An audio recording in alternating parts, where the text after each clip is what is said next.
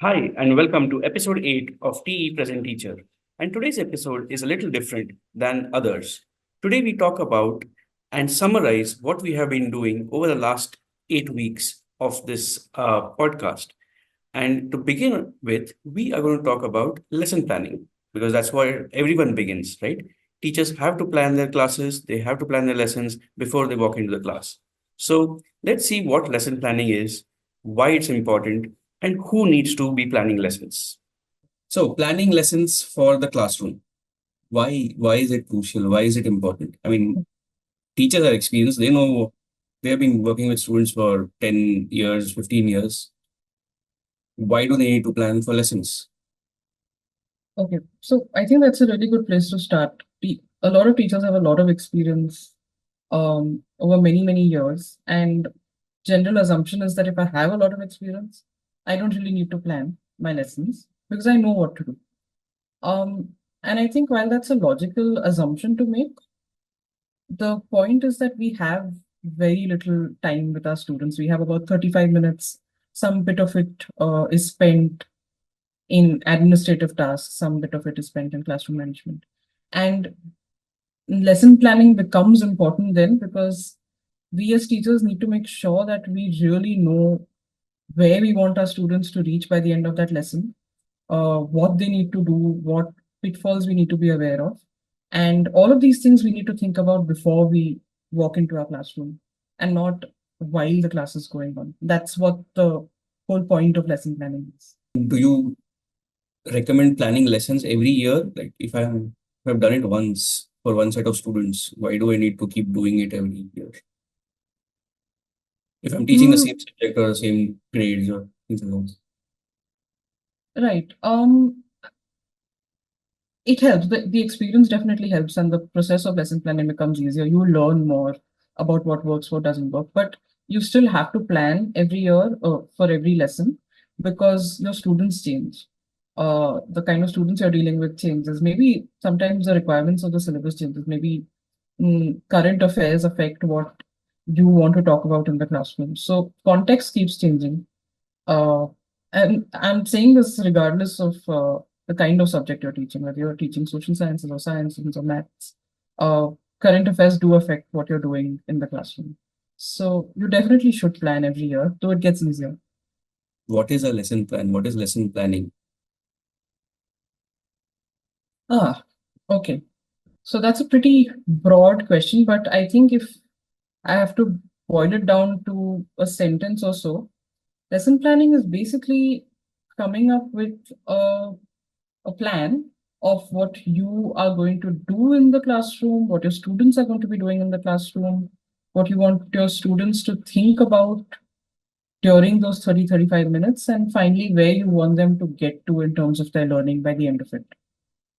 If you want a brief video on what lesson planning is and how to go about it, you can look at our show notes or the description, and you'll have a link to a video that we have created. Now, moving on from lesson planning, what is the first step that I have to take while planning a lesson? Of course, I need to know what my students need to achieve. What are the learning outcomes that we are looking at? What is another feature of, say, a good learning outcome? Right. We sort of already discussed, I've included it in the learning outcome that I just told you about. But the second very important feature of learning outcomes is that they should have very concrete, observable, measurable behaviors that we want to see students display in the classroom. Otherwise, there's no way of knowing if students have actually met that learning outcome. One, the verb that we are using shouldn't be something that is invisible to a teacher. Whether a student has understood or not is invisible to the teacher unless it is made visible by either drawing the stages of growth or describing the stage of growth or just even recalling and mentioning the stages of growth. So something that makes essentially student thinking visible. Students also learn about stages of plant growth, like we've been talking about. They learn about what they need, what plants need to be able to grow to some extent. So there's a lot within just that topic of plants. And If we simply say that we want our students to be able to explain plants, that's too vague. And what that ends up doing is that if we look at a textbook, we'll see that plants have been in any textbook, uh, say a grade 3 textbook about plants, plants have been defined, parts of plants have been covered in some sort of diagram. Even if it's prior knowledge that students already have, it's recapped in the textbook. If a teacher doesn't know what exactly to focus on within that topic, a lot of time is spent on aspects of that topic that may not actually need to be the focus on that day. Maybe you just need to recap parts of a plant. Maybe you just need to recap requirements of a plant to grow. And the focus needs to be on types of plants today or on stages of plant growth today. So knowing exactly what the learning outcome is, what students need to walk away with, helps you focus on what to do in that class today in order to get students there. And so the feature of the learning outcome that I'm talking about here is that your learning outcome needs to be very clear and very explicit about what specifically, what conceptually you want your students to walk away with in a very specific way. If you want a quick primer on what learning outcomes are and what are the traits of learning outcomes that you want to keep in mind while you design them, you can check out another video which is linked in the show notes. So now that we know what learning outcomes are, how do we know whether the students have reached these learning outcomes or have met their goals of learning? The best way to do it is through formative assessments. Now, there's a lot of talk out there of what formative assessments are. And here we'll try and summarize what we believe formative assessments to be. Formative assessments are more of feedback to the teacher about what students have learned and how teachers should then uh, customize their teaching or plan remediation or plan further lessons to make sure that any gaps left behind or any students that are struggling with concepts or topics can be helped and ensure that they're on track to meeting learning outcomes. That is the whole point, right? That you can collect data very quickly and make inferences and then start trying to solve for one of those things. And I think that's the crux of the matter. When we say formative assessments, it's done frequently enough so that we get this feedback and we use that feedback to inform our teaching going ahead. Another quick way of doing it is if all your students have, say, a small whiteboard or even a piece of paper, you don't have to have any fancy equipment. And you ask them a question, and all of them have to quickly write down a one-word answer, a two-word answer, or maybe a short phrase, and then hold it up. You're able to quickly look around and see if most of them or all of them have been able to give you the right answer. And that's a quick check for understanding. I think the first step, and this is something we've said over and over again, the first step is starting with learning outcomes. If your focus is too broad, if you're thinking of, I'm going to use the same example again, if you're thinking of rules of direct speech and indirect speech as a topic that you need to cover uh, in one class, that's too much. It's too broad. There are too many different nuances to the rules. There are too many different exceptions to the rules. Uh, it depends on whether you're asking a question, you're using a negative sentence, you're using a declarative sentence. So your learning outcome has to be very, very specific. Your learning outcomes have to be very, very specific if you're doing multiple of them in the classroom. And that's the first step to ensuring that your formative assessments are then focused. You're really looking for very specific areas of confusion. And maybe after that, coming up with quick ways to do these assessments without students thinking of them as assessments. Students should see them as a regular part of class, as regular questions you're asking. But if your lens is that of getting feedback and ensuring that you can see where students are struggling, that would be the second step. So just off the top of my head, one of the things that we do in our early learning curriculum, and it's a very simple activity where students have to, students in lower KG mostly, or in nursery even, have to look at blocks or toys that are in their classroom and match flashcards of the same color to them. So if they have a red block, they have to pick up a red flashcard, match it to it, then they have to go and pick up a flashcard that says red, the word red in LKG and go and match it to the same thing. So they're matching a real object to its color, to its name.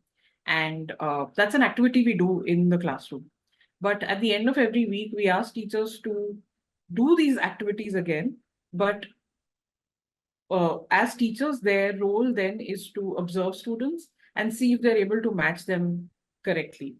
Um, Teachers then observe if they're able to match the object to the real color. So if they're matching a red block to an orange flashcard, that gives me immediate feedback that, oh, there's some confusion here about the subtle differences between these two colors.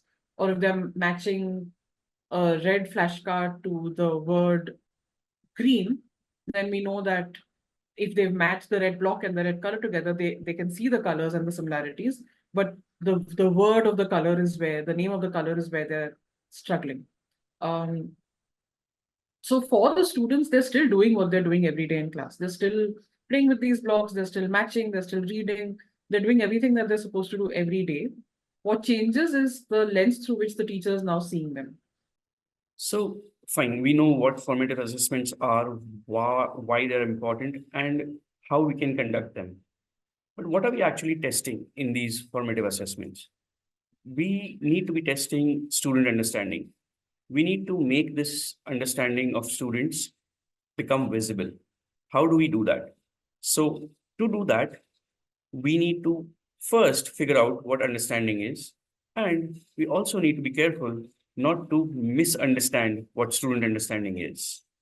Very often when we ask the teacher, okay, so how do you think class went, or do you think your students understood today's topic? And when they say yes, I think they understood. Um, of course, our next question is, how do you know that? How do you know that they've understood? Um, and the most common answer we receive is that, oh, I taught it. I read out the chapter. I explained the concepts. So of course they've understood. And I think confusing having taught the topic and using taught as a very broad term, but having read out a chapter, having explained concepts in class as a teacher, confusing that with students having understood it is a very common occurrence. And the next one, which again we very often confuse for students having understood something, is if students are able to follow the steps of a procedure that they need to. It looks like students have understood because they're doing something that they're supposed to do. The steps may be complicated, and if they're able to follow them, it does look like students have understood. And from when I was a student, the first thing that comes to mind again is long division. I don't think as a student I understood what I was doing. I remember the steps of long division even today. I, of course, now understand what division is and what it means to divide a large number by a small number. If you ask me to explain why the steps of long division work, I don't know. I still can't tell you. And I'm going to start with the example I gave about long division. A lot of us know the steps of long division really, really well and can do it on paper. But like I said earlier, I still can't explain why that process works. And I think if I or anyone, I am able to explain what those different steps of the process are and why we do what we do, then I've understood how long division works. And in the same way, I think to generalize that, if I am able to explain something to someone else, it means I do really deeply understand it. Right. So it's not just about being able to explain the process, but being able to explain why the process works and how it's working. Another one that is extremely useful, regardless of the subject, regardless of what topic you're teaching, is being able to infer and interpret.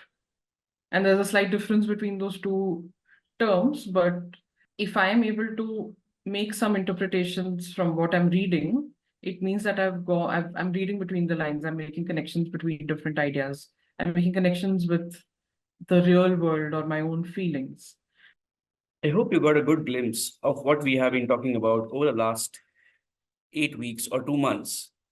And if you want to watch the full videos, you can sign up to our YouTube channel, or you can go to this podcast link and look at all the videos that we have up there. And with that, we come to an end of this video.